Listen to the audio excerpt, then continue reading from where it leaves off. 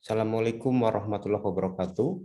Bapak Ibu sekalian, Mas dan Mbak, melanjutkan presensi buku saya yang bab pertama di buku Lamia Storia. Kemarin sudah saya sampaikan untuk secara inklusif, secara kesimpulan, konklusinya kemarin sudah saya paparkan di pertemuan pertama. Sekarang saya ingin mencoba untuk membuka satu persatu bagian. Bagian pertama saat ini adalah as life is comfortable. Jadi hidup itu sejujurnya kita yang menjalani, kita yang melakukan, dan kita juga yang akan merangkai bagaimana ke depannya. Oleh karena itu, dasar dari semua kita adalah kenyamanan. Saya membaca dari sebuah buku, ada salah satu tokoh dunia pendidikan, yaitu Neil Postman tahun 1970, di mana Neil Postman itu menuliskan sebuah buku yang berjudul The Loss of Childhood, di mana Neil itu berpesan bahwa kepada orang tua jangan sesekali mencabut dunia bermainnya anak-anak terlalu cepat, karena suatu ketika kamu sebagai orang tua akan menemukan dunianya remaja yang kekanak-kanakan. Dari situ saya belajar bahwa pilihan kita yang menentukan bagaimana kita ke depan. Sehingga jangan pernah memaksakan kehendak, jangan pernah mengintimidasi, dan jangan pernah melakukan berbagai macam hal penekanan kepada anak. Di itu juga saya berpikir bahwa sejak kecil saya merasa bahagia dengan kehidupan yang saya pilih. Asal kehidupan itu saya dasarkan pada rasa nyaman dan penuh tanggung jawab.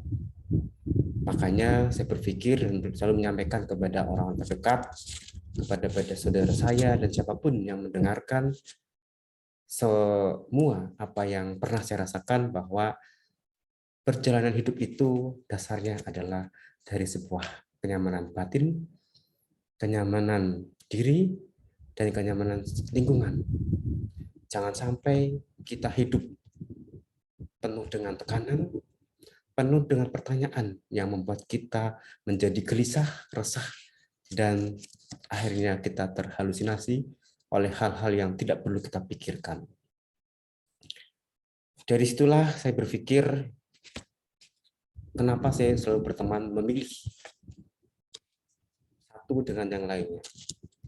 Memang semua teman itu adalah membawa rezeki. Semua teman itu baik, dan kita pun baik. Tetapi ada juga teman yang kurang baik. Ada teman juga yang hanya memanfaatkan, dan ada juga teman yang hanya ingin nebeng apapun. Oleh karena itu, saya menekankan berteman itu adalah penuh kenyamanan. Karena apa? Kalau kita hidup berteman bersama, kalau dengan orang yang kita nyaman, membawa kita aman, maka akan mengurangi beban, akan mengurangi segala pikiran yang mungkin menguras seluruh tenaga yang membuat kita tidak berkembang. Oleh karena itu, teman yang baik itu adalah mau dalam suka dan duka. Teman yang mau menjadi pelipur lara dan membawa sukacita dalam segala hal. Ada kalanya memang kita egois, ada kalanya dia juga egois. Ada kalanya juga kita menjadi orang yang perfeksionis, yang membuat dia juga merasa dia atau saya bagaikan orang yang asing. Tapi kalau itu menjadikan tempat yang nyaman dan aman, adalah buktinya ada koreksi di antara segala itu. Ada komunikasi yang baik, keterbukaan, dan juga harus ada yang namanya pengertian. Ya. Ada yang introvert juga banyak, ada yang ekstrovert juga banyak. Pada prinsipnya semua itu bagaimana kita berperilaku kepada dia dan dia berperilaku kepada kita. Saling menerima adalah salah satu rumus menjadi teman yang nyaman dan mengamankan. Saya akan baca sebuah puisi juga, karena dalam setiap buku saya itu harus ada sebuah puisi. Pagi yang indah, tatkala hati gundah, apa hendak diraih dengan kaki tertatih. Kuawali dengan doa untuk hal yang tak biasa, dari senja hingga malam tiba. 2 tahun berjalan penuh harap dan juang, akhirnya aku putuskan untuk kembali pulang.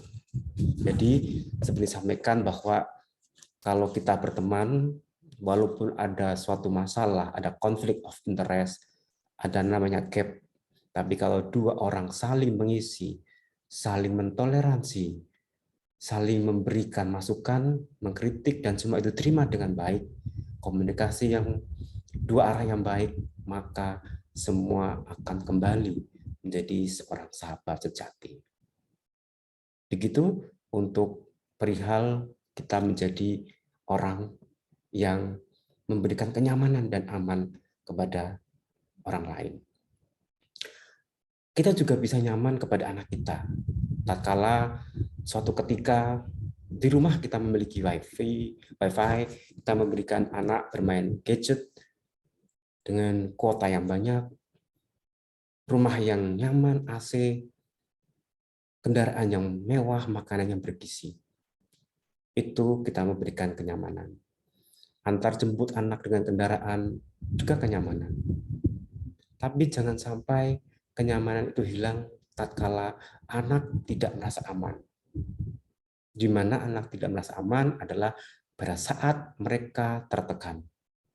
Boleh sampai rumah mereka menikmati hidupnya, kebebasan, karena selama sekolah dia menjalani berbagai macam prioritas pendidikan, sampai rumah berikan kebebasan juga untuk menikmati masanya. Asal kita berikan waktu, keleluasaan untuk bisa bertanggung jawab. Boleh bermain game, boleh kita melihat dia juga bermain yang lainnya, tapi dibatasi pada waktu.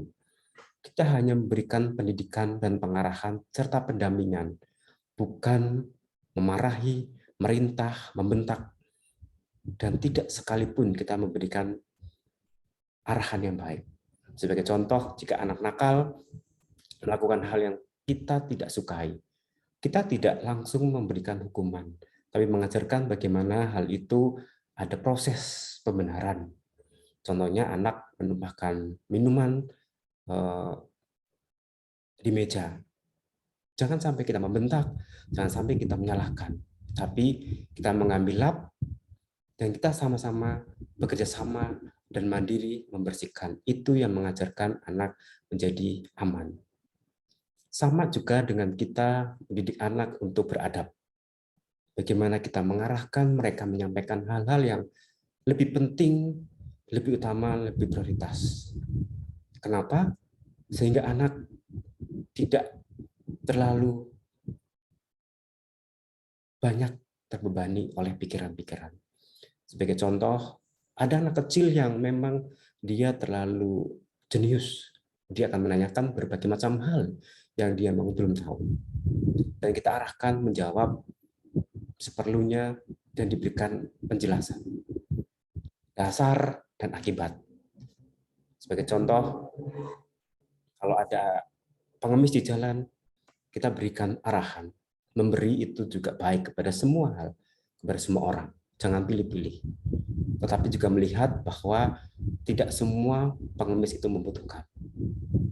Jadi arahkanlah memberikan bantuan kepada orang-orang yang membutuhkan dan kepada orang-orang lain yang memang wajib menerimanya. Itu mendidik dan mengajarkan serta mendampingi. Jangan sampai kita melepas karena nanti dia akan bisa mencari kekuasaan, pembenaran, dan hal lain di luar daripada batasan orang tua mendidiknya. Sama juga pada saat anak-anak, kita melihat kadang saat ini ada orang tua datang atau tamu datang ke rumah, bagaimana seorang anak adalah sama seperti kita menyambutnya. Anak juga diajarkan bagaimana menyambut tamu adalah memberi salam kepada seorang tamu itu. Lalu berikan waktu untuk silaturahmi dalam beberapa menit. Habis itu dipersilahkan anak itu untuk meninggalkan karena ini mungkin urusan orang tua. Setelah itu selesai, anak dipanggil kembali untuk menyampaikan salam kepada tamu itu, meninggalkan rumah kita. Dan dalam bahasa Jawanya kita harus menguntapke, yaitu mendampingi tamu itu sampai ke pintu gerbang. Kalau memang jika itu menggunakan kendaraan, berikan pengertian bahwa kita boleh menutup pintu jika tamu itu sudah pergi meninggalkan mobilnya.